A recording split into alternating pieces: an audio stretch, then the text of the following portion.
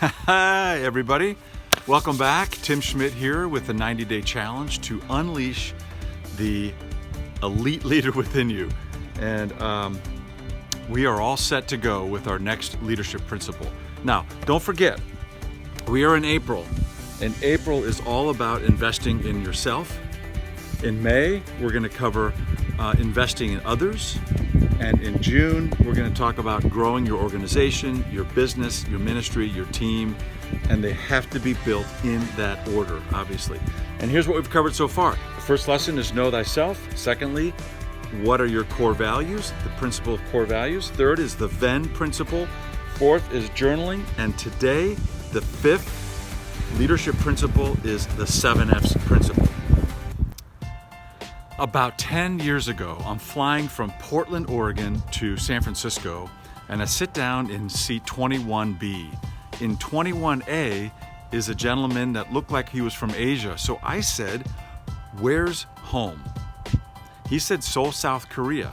He was a little shy and he had broken English, but since I lived 11 years in Hong Kong as a boy, we had an immediate relationship. I said, "What brings you to San Francisco?" And he said, "Well, I'm attending 3 medical conferences while I'm in town." And so as I peeled the onion back further to understand what these 3 medical conferences were all about, I found out that he was the featured speaker at all 3 medical conferences. He is a world-renowned retina surgeon, and he is speaking on his innovation. He's being flown all over the world to share his innovation about this retina technology that he had. In fact, Harvard had hired him to write 3 textbooks because of his wisdom and knowledge around this retina technology. It was amazing. It was only like a 45-minute flight to an hour. So I said, "You know what, doctor, if you wouldn't mind me asking you a few questions, I'm in the middle of writing a book called What Really Works about the 7 F's: faith, family, finances, fitness, friends, fun, and future. Would you mind if I ask you some personal questions?" And he said, "Sure." So I literally took an airlines napkin and I wrote down all of the 7 F's for him to then begin to score on a scale of 1 to 10. Well, during my keynotes, I go into far more detail on this story. But what he wrote down was quite troubling. He wrote the things that were work-related were pretty strong. Finances obviously were strong. As a doctor, as a professor at the University of Seoul, South Korea, as a writer and innovator with this retina technology and the Harvard contract, right? This guy was incredible. And so all of those scores were high on the work and finances side, but family and fitness and fun were all very low. And I said, "Doctor, you've got to do something about this." And in fact, in our research for our book, we learned the A, B, and C's, that we need accountability. Someone has to help us get through in order for us to make a change. That's the A. The B is blending. The more activities we can put together into one action item in life, the more joy we're going to have and higher quality of life. And third is C. Leaders that are successful calendar their priorities. They are literally calendared. So when we studied 1,500 people for the contents of our book, including Dr. Zhang, we found successful people had accountability, they blended their F's into one activity, and they calendared their activity. Well, we're getting off the plane, getting our luggage out of the overhead compartment. And I said, "Doctor, when you get back after your 3 medical conferences, you're going to have to find someone to hold you accountable. In fact, is there an attractive, talented, single woman at the University of Seoul, South Korea that you could ask out and you could walk to a local restaurant?" So you're blending the F's and you're gaining a friendship, and it might even affect your family in the future. As we got our luggage out of the overhead compartment, and I said to him, "You've got to find someone to hold you accountable." And he said, "Would you?"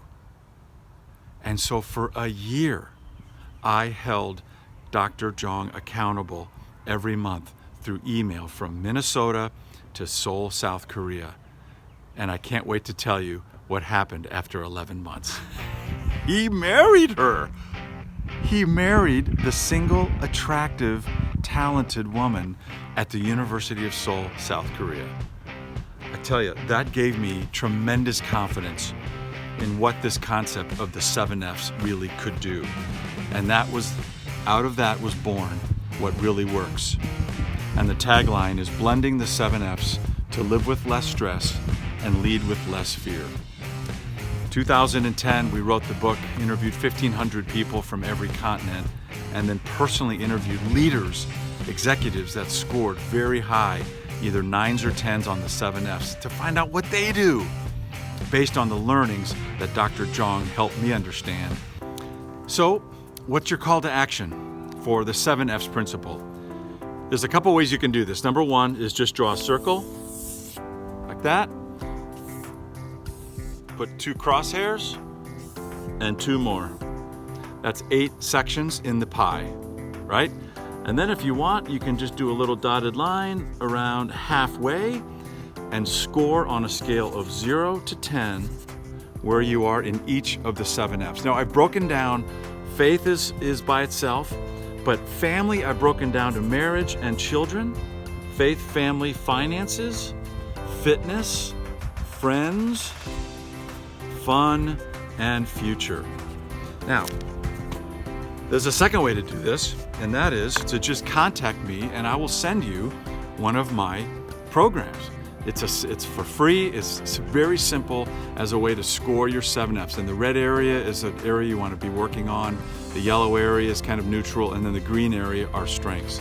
So ultimately then, you can have some fun and color in the areas that are strengths, neutral areas, and weaknesses as a way to completely see clearly how much you need to work on it. In closing, Socrates said, "The unexamined life is not worth living." Thanks for your attention as we move on to unlock and unleash the elite leader within you. Make it a great day, and we'll see you next time.